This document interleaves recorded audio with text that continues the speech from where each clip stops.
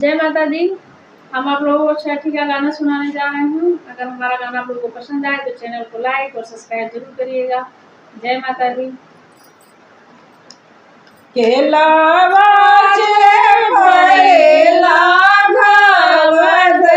से बनवा भरेला खजूर केलावा जे भरेला नवद से बनवा भरेला खजूर बनवा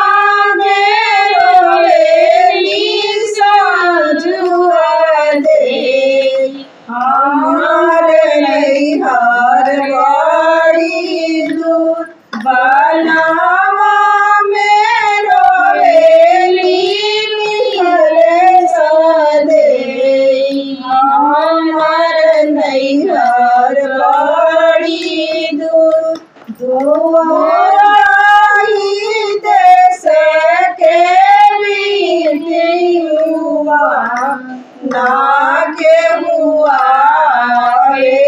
ना जा दूर ही देश के बीतियुआ ना के हुआ